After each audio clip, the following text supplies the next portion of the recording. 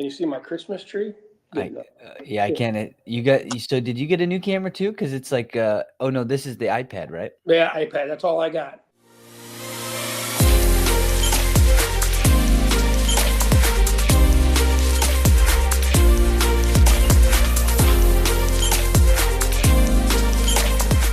Yeah, no worries. Good morning, Marty. Good morning. Are we live yet? We are on. Yep. All right. I got a question. I thought I was fired. I told Marianne the other night, I said, I might have to go look for a new job. Yeah. I said, I think they fired me from the podcast. No. It's been super busy. I've been trying to, navigate business with some other podcasts for Illinois Wrestler. I did some behind the scenes for Northern Illinois Wrestling. Just trying to stay and I have a new daughter, so it's like the most important thing in life. Yeah, there's a tornado going on with things to do, and obviously it's not the easiest to get all three, right. You, myself, and Dan on. So I think from now on, if anybody's fired, Dan I think is fired because he's not retired. Yeah, I'm good at any time. Just call. Yeah. Even 5 in the morning is when I usually am up. Yeah. So we're gonna make it. We're gonna make a better effort to be more consistent because we want to talk about some local stuff and make sure. I got to talk about a few things first. Okay. I've had a few things. First of all, Wisconsin on this side. Yeah. Wisconsin. First time ever in the history of Hononegah Wrestling Program, we have 3 Division I wrestlers signing. Brody Sindel, Rocco and Bruno, Cassiope, all are going to be Division I wrestlers at Wisconsin. One of the greatest wrestling venues you'll ever find for wrestling. It is such an awesome place. The community is very proud of them. I'm very proud of them. I remember the Cassiope kids when they were in their diapers coming through, and I just think the mom and dad, Tony, all of them, the sisters, they should be very proud. That whole family is a wrestling. I'm telling you point blank right now, it's one of the best wrestling families in the state of Illinois ever. Yeah. It'd be hard to put anything up against it. Then on that, I got another thing. Tony Cassiope wrestled his ass off the other night. Wasn't that kid an Olympian? I'm not really sure. I know he's a Russian, but he's in Bahrain now. Okay. But he gave him everything he wanted. It was a great match. And then one more last thing. The only reason I know about all this stuff is because I have some guy that calls me all the time. And that's Brad Lynn. And if people don't know who Brad Lynn is, he's the first state champ. Yep. Great human being. So we got to get him on our podcast. Yeah. Otherwise he's going to kill me. Well, yeah. Well, he's 6'6". You know that, right? Yeah. Hopefully, and the only guy that wrestled with him his senior year in high school during the off season was me, and I'm 5'9", and he about killed me every time we went on the mat. Yeah. We got to get him on. He's got a lot of good opinions. He's just a great human being. Yeah. We love Brad. Hopefully he has a better schedule than McName's, and he can get on throughout. Yeah, he's a little more flexible. He owns a couple companies and stuff like that. I think he could make it work. Maybe you want me to send him a text, see if he's around right now. Yeah, see if he wants to jump on.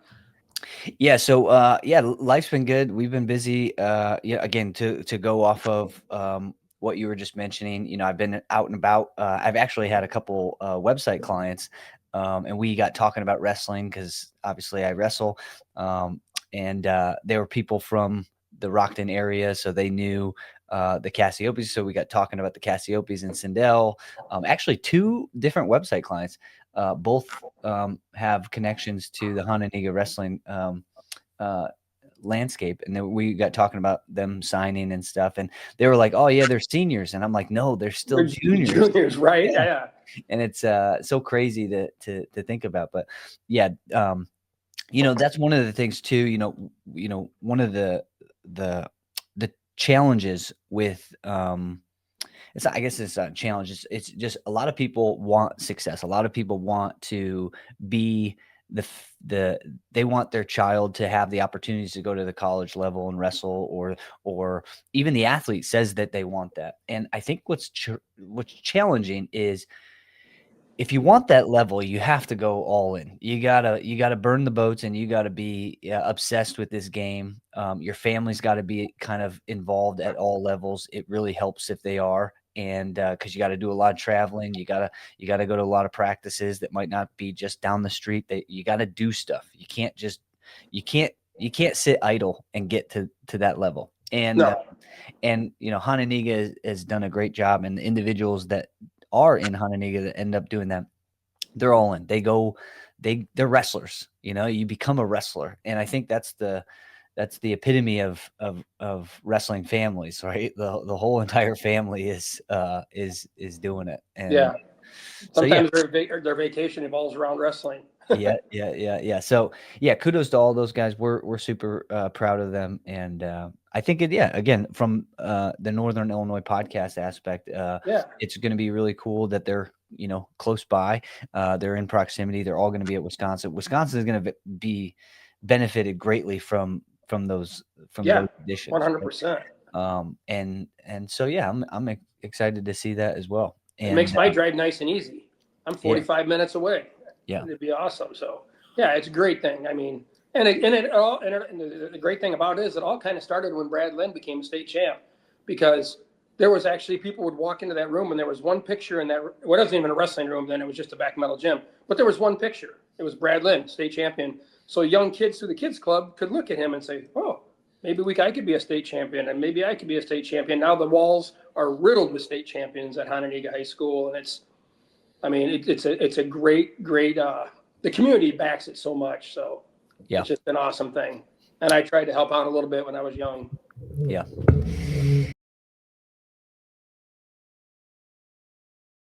Yeah, absolutely. And then, so going into that, we were talking about what's happened so far. So in the state of Illinois, the Marmion tournament was the most recent. Marmion and Barrington, a couple others, but those are two big ones. Marmion tournament was really tough. It was like one of the toughest like 1-day tournaments for some people. A lot of good state matchups, a lot of good head to heads that you might not get to see at for the rest of the season because they're 2A, 3A kids, Right. or you're going to see some of these matchups again at the state tournament. So it was really, really cool event. I was really, I knew about it last year, but I didn't know how good it was getting. And now it's getting a lot better. And Oh yeah. they do the, I don't know if it's just, they don't do pools, right? They Well, see you wrestle to your ability, which yeah, is great. I don't know what you call that because it used to be called like the pool bracketing, but Right. they don't do the pool in the beginning, like because what you can do in that type of bracketing is you wrestle pools, and then those pools feed into different Right. brackets based on your results. But either way, it's a great tournament. We talked about this, not you and I, but another group of us talked about how cool it is because they actually allowed 2 guys per weight class to go. Yeah. So it actually, again, I thought it was really cool to have the opportunity for multiple kids on the team to come and wrestle at an event like that and wrestle to their level. Right? Yeah. Yeah. 100%. I mean, I thought it was awesome. And same thing. I think Barrington ran their whole tournament in one day, didn't they? Yeah, they kind of were forced to. Yeah. I mean, I'm glad they got the whole thing in. I mean, but those are 2 of the best tournaments early on in the season you can be around. But the Marmion one, 190, seriously, 190.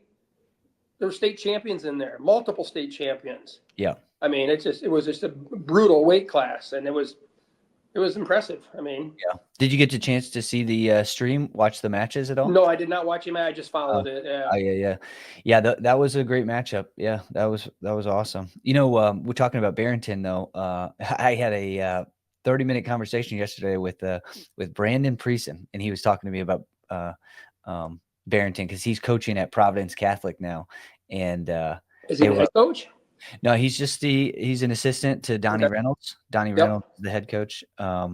But he gets in there and wrestles with that Justice Eag, who is What's he say about him? yeah, he says a lot of good things. I mean, Yeah, what's not to say about that? right? Yeah, he won Super 32 this year, and I was like, so you're the one that's wrestling with him all the time. So yeah, he's That's not pretty a bad partner. Yeah, for sure. And But he's so only a sophomore too, isn't he?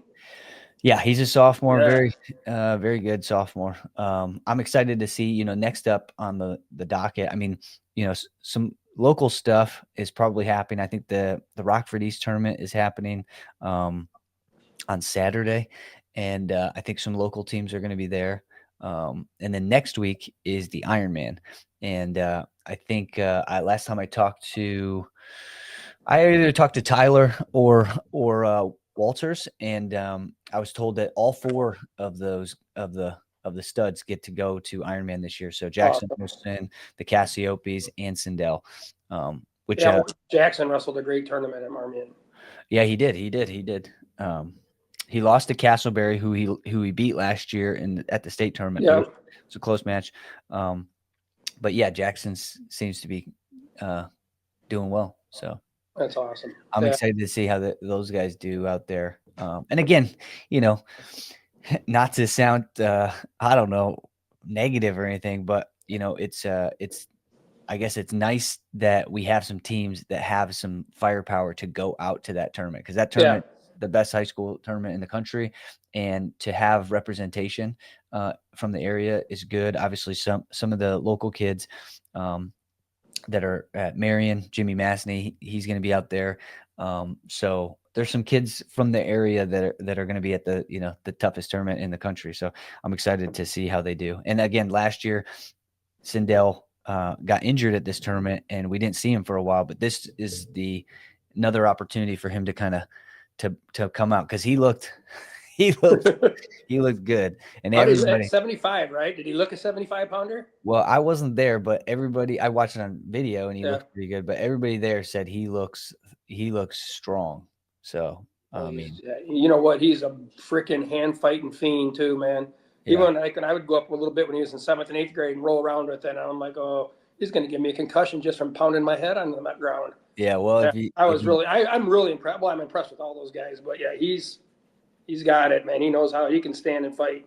yeah, and if you went up there now, I'm pretty sure you'd leave with Yeah, I'm not doing that. I'm done. I can't even find my wrestling shoes. I hid them somewhere. I can't remember where I put yeah, yeah. them. Marianne got rid of them. She's Yeah. not letting you have them. But yeah, that the high school wrestling's good, and then obviously I want to talk to you a little bit about the CyHawk duel. You obviously you're a Wisconsin fan now. You're kind of transferring over to I can take this shirt Wisconsin. off and put an eye one on so fast you wouldn't even know it. But I Yeah, do like Wisconsin. yeah. I, Well, I just like the environment of the school. I like how close it is for us. yeah, You I know, do. I do think if that field house gets packed ever, it would be an electric environment. And I think yeah, I've seen it get packed with Iowa, because yeah, Iowa travels really well. yep, But hopefully Wisconsin, again, talk about drama and politics and stuff like that. Like the state of Wisconsin has like they're fighting the leadership at sometimes at the university. So some of the people are not, like, again, the in-state people, hopefully that they kind of show up for Wisconsin yeah, next yeah, month. But yeah. yeah, that field house is pretty cool. Oh, it's awesome. I mean, Uh, it's 40-minute drive for me up the back roads right there in there. yeah. But back to Iowa State CyHawk duel. Bring it on. What a duel. I mean, I thought it was What? I thought it lived up to the expectations. Like, everybody was fighting hard the whole time. Like, it was a good duel. Iowa loses for the first time in 20 years. Yeah. So Were I you think born? I was born. Okay, I'm good. almost 40 there, Marty. Okay, all right. Yeah. Um, but like, I think it was a really fun duel for wrestling fans. Obviously now it's another event to look forward to now, because for 20 years, if you don't win, is it really that big of a rivalry, right? And so the fact that Dressers kind of got Iowa State back to a competitive landscape where they're top 5 in the country is so awesome. And now that event is another showcase duel. It's another thing that we can all get pumped up about. But what do you feel about the Hawks? I know they've been taking some Lumps. hits from the media, but I kind of defended them yesterday when I was on talking about them, because How do you say anything bad about them? They've wrestled some of the top 3 teams in the country already. yeah, It exactly. was just after Thanksgiving. I mean, it's just they're going after anybody, and it's great. And one thing I want to say is Iowa State had a great crowd because that blizzard went through there and they had a ton of snow. But those Cyclones, man, they showed up. It was awesome. And you got to realize, too, those three main coaches at Iowa State are all Iowa graduates and wrestlers for Dan Gable. Yeah. So I mean, it feeds, which is great. That's what it's supposed to do. Is it's supposed to get some of those younger coaches out and stuff. I think you could see it coming. I mean, you could just see it coming that they were going to be good, and they're heavyweight, man. I couldn't believe that. Yeah. He's a heavyweight. Yeah, and he's tough. He scores points and he's aggressive. And I was a little surprised that he didn't hold on, but that's like I guess I know, right? Yeah. More of a testament to Cooter because he kept wrestling. Yeah. Cooter, I think I called him Cooter. That's what you call him. Keeter. Keeter. Yeah, but he continued to wrestle and got out at the whistle, which saved him. He's come off of some injuries and stuff like that. I mean, what was it? His second match of the year? Maybe not even that. Maybe the third. But yeah, no, it was a great crowd, great environment. I'm kind of caught between because I like Iowa State too. I mean, I like what they do. I like all three schools that are Division I programs in Iowa. They're just, he keeps those kids in the state, and you got good wrestlers and. Yeah, I thought it was awesome. There's a couple of guys down the lower weights, man. They got to figure some stuff out. Yeah, I'm excited to see, that Frost 133 Frost. He put himself on the radar because, Boy, did he ever. He looked so solid wrestling Drake, and Drake didn't look bad. He didn't look bad at all. It was just great positioning, great wrestling, great scrambles. It was. He's got to come up with another shot. I think that was the thing. Like Iowa State wrestled really well, and they competed really well. They had the home field advantage. They had the momentum of, they had nothing to lose really. If you've lost for 20 years, what do you have? What do you have to lose? And so I definitely think things were lining up perfectly for Iowa State. And they, we had Chris Perry on the podcast the other day, and Chris Perry's an RTC coach out there, and he was talking about the fact that they were not afraid of the moment. And I was like, that's a great way to describe it because none of them backed down when they had opportunities to back down. No, none. And one in particular was that 74-pound match. Oh, my God. I mean, you get tired watching the wrestling match, and then you see the kid, that Gaitan, he has every, he could have broken, he could have gave up position and just lost a close match, and he did not stop. Mr. Funky. Wrestler, yeah, he's funky, and that threw Kennedy off. Kennedy was after that first scramble, whether it was the headlock and then there was another scramble, you could see that Kennedy just lost like 50% of his gas tank right there. Like, it's just if you don't wrestle in those positions, if you don't scramble like that, and you do it in that type of environment, I can imagine that like sucks the energy out of your body, your arms, your legs and stuff. So it was a good kind of reminiscent of the heavyweight match last year at Nationals where Stevenson took a real quick shot and took it down. Then the next shot wasn't quite as easy, and then the next shot wasn't quite as easy. Next thing you know, he's dead ass tired. No, that's a great bring up because that was exactly what happened. That first scramble changed everything. It did. Because Gable completely didn't look like Gable. Right. And that scrambling's tough, and if you don't know how to do it, you'll get tired. You got to drill it every day. Yeah, but so that was a good duel. I don't even know what's next on the docket for NCAA wrestling. Well, Penn State. Vegas. Yeah, but Penn State's wrestling Lehigh this weekend too. Okay, there should be some good matches there. Yeah. Maybe who knows? I think you're and Vegas is up too. Yeah. Yeah. Last year, I think Penn State, Lehigh, they like sold out Lehigh's like event center. So I would imagine it's at Penn State this year. Yeah. But Penn State, I mean, let's talk about Penn State. What's there to talk about? How good are those guys, man? Oh. I watch them. I study them. I watch every ounce of wrestling that I can watch of those guys, and just great, phenomenal. And then you look at like they just went to a tournament, off-season tournament, or whatever. And Luke Littledahl, the freshman, the starter, he loses to the backup. And then you got PJ Duke, and you got what's his name? I forget his name right now, but he's been starting so far. But PJ Duke is the freshman, and PJ Duke wins by a stall call. So he wins a 1-point match by a stall call. So, I mean, their backups and their starters are neck and Can you neck. imagine what that room's like? I would love to go in there and just watch a whole practice. Yeah. Yeah. They're solid. They are. They're solid. And if they showed up with 2 guys at a weight class, they're that They deep. might take second in the country. Yeah, I think that's been talked about a little Yeah. bit. Yeah, I they're hate to say it, but I mean, kind of. But yeah, Yeah. you gotta. I don't know what you gotta do. You gotta get guys in your room. Well, I think that's hard, wrestling, it seems to me that a lot of the guys are so interested in getting better that they're willing to sacrifice the potential that they don't like start. And maybe those guys are never even thinking like that, right? Because Right. they're elite guys. So they're like, if I'm going to get an opportunity to compete, I want to be the best. Again, this goes back to old school Iowa days. It's like, if I want to be the best, I got to beat the guy in the room. And if I Right. beat the guy in the room, then that increases the chances that I'm going to, win nationals. So they're recruiting really well. They're getting guys to commit even with really, really good starters ahead of them. So. It's a unique sport too that people don't understand. Like when this season gets going, it's the starters that are going to be in almost every match. And you look at other sports like football, basketball, they bounce guys in and out. They got put subs in because guys get tired. Well, you don't throw anybody in because you're tired. You're just that person's got to fight through it and win the match. But it's a totally different sport where once you become the starter, you're the man. Yeah, but don't you think? Well, obviously that's definitely the case for 90% of the teams. But don't you think now with well, especially Penn State, they have the ability to end new rule where a red shirt gets 6 matches or whatever.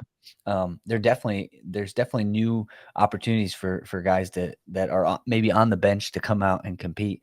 I bet you there's some guys out there sitting there going, man, what the heck can I do? How Yeah. can I do? Maybe I'll just transfer. I mean, you look at Oklahoma State; they grabbed a few guys from Penn State and stuff like that. I mean, Well, also a few of the Okie State guys just transferring right now. Yeah. What did I see? I thought it was Tegan Jamison is going to Mizzou. I'll have to check. Yeah, how about that though? They picked up a good 97-pounder. Iowa State did. That Elm kid. Oh yeah, Elam. In Porto. Yeah. Yeah, he's good. Yeah. He's good. He's a year 5 guy. Yeah. Is he the last one to be able to wrestle 5 years? There's some kids that were 6 years, wasn't it? Well, no, I mean he's a 4-time All-American. Yeah, he's gonna be a 5-time All-American. He might be the last one, right? No, you know what I heard? That the NCAA is gonna say, hey, you got 5 years of eligibility. Yeah. If you wrestle all 5 years, you're gonna be a 5-year All-American. If not, I mean, I think they're going to kind of take away the red shirt, I guess, and just. Well, I do know I heard that, and then I do know I heard that someone potentially, again, allegedly a NCAA representative said that that's not something that they said. But again, I mean, I don't see why not. I mean, you got a guy who's going to be there for 5 years regardless if they're able to be there. I mean, COVID messed everything up anyways, and yeah, it did. So, if you got one 5-time national champ, you might as well throw in the possibility to have another. Right. Yeah. And for sure. I mean, I don't see how it hurts anything. Right. So, I don't think they were showing some guys in football that are 6 and 7 years, wrestling. You know what 7 years is, don't you? You're a doctor. Yeah. Yeah. So we'll see. I don't know what year, if it's next year or what, if they decide to do it, but yeah, it'll be interesting to see how it unfolds or whatever.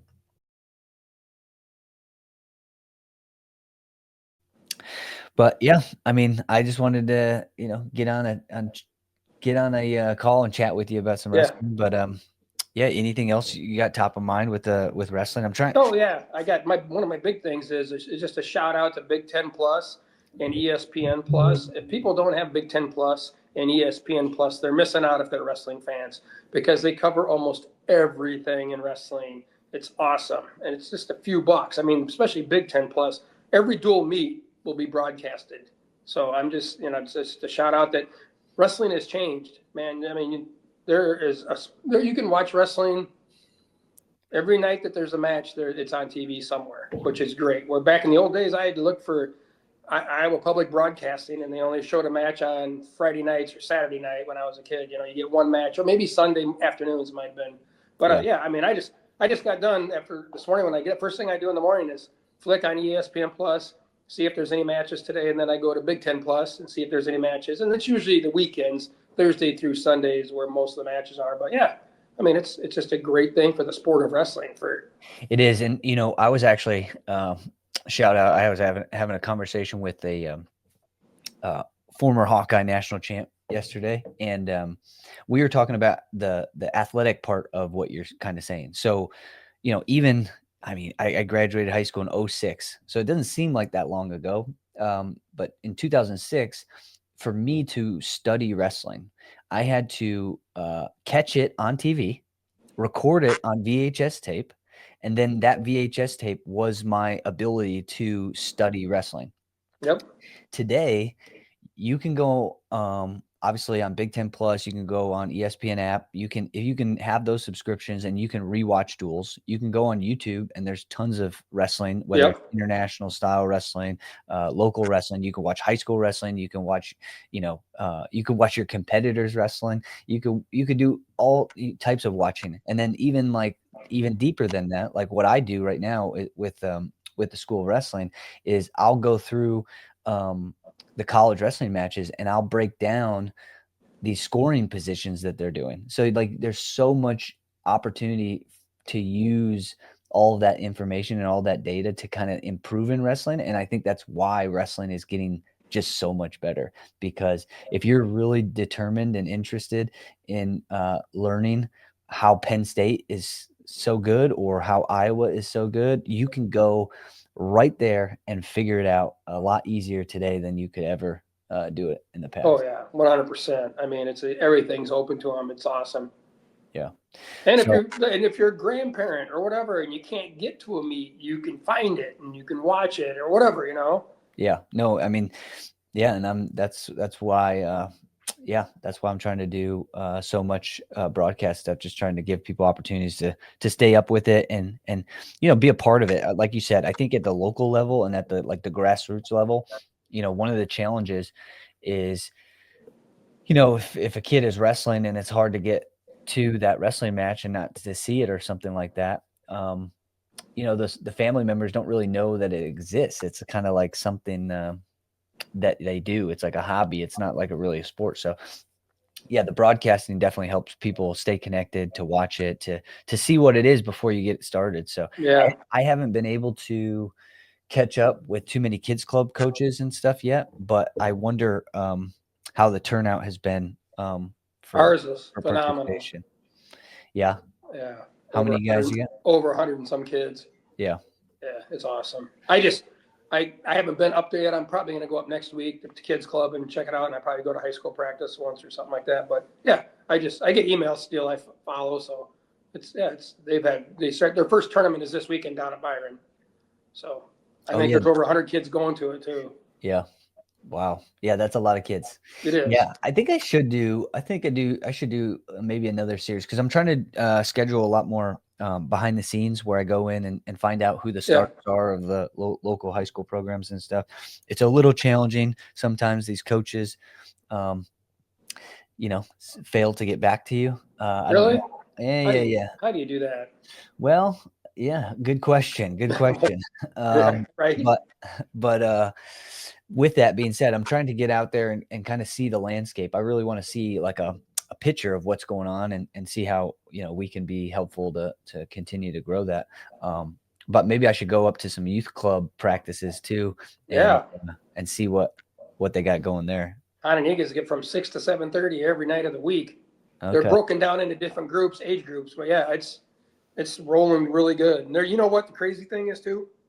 You'll walk in there and be like, oh my God, there's Brad Schrader. He's a state champ. Oh, there's Lou Schrader. Oh, there's all kinds of guys that wrestled at Hononegah Lou wrestled at Harlem. But yeah, these guys are wrestlers that are dads now, and they're great coaches. Yeah. So I mean, there's no secret to it. Yeah, no, it is. I say that a lot. There's not, I mean, it's not very it's not, it's simple, not easy. Right. It's very like when I was doing it, both and everything, whatever. It was very, very, very hard. But I had this mind frame that this is how it's going to be. This is what I'm going to do. This is what we're going to do. And they're still carrying that on. I mean, they carry on the same frame of mind, same practices, same stuff. It's just you build something, and it only takes one person to pull a brick out, and the whole thing falls down. But if you have people stand around and shove that brick back in, then you're fine. Yeah. But Yeah. Yeah. I've said this before. When I was at Belvedere, I said this to the athletic director because at the time, Hononegah High School, the quality was down. Like we were beating them. I beat them that year, and it was not was I coaching then? No. This there you go. This is just recent, but Yeah. we beat them, but it wasn't a great duel. Like it wasn't like our team was like studs. It was just two teams in the conference weren't very high level. And Right. I remember talking to the athletic director about it, and I was like, I can assure you they'll be back because they have a foundation that is just so much better, and it's not going away. So you can have cycles of ups and downs of Yeah. talent, but if you have the foundation that Hononegah has, you know you're going to have good years. You're going to have a year where there's going to be 5 to 6 kids that have been wrestling since they were 8 years old. 100%. And I think that's some of the again, that's some of the problems with local stuff is not having that foundation, not having the built-in lineage, right? We've been talking about lineage and stuff a lot, but like the families that are rooted in the community that have a vested interest in the sport. And then obviously they have kids, and then they get their kids involved, and they all stay committed to it. And, we talked to the Washington coach not too long ago, and he was talking about how it was a group of guys that all grew up wrestling in Washington that got the kids club program going, got the high school program going. It takes a real solid group. Oh, boy, does it ever. Is going to be there for a significant period of time. So, but yeah, good stuff for them. And yeah, to be a great high school program, you could have the ups and downs, but your downs have to be very shallow. Yeah, you still have to be able to compete with everybody in this area.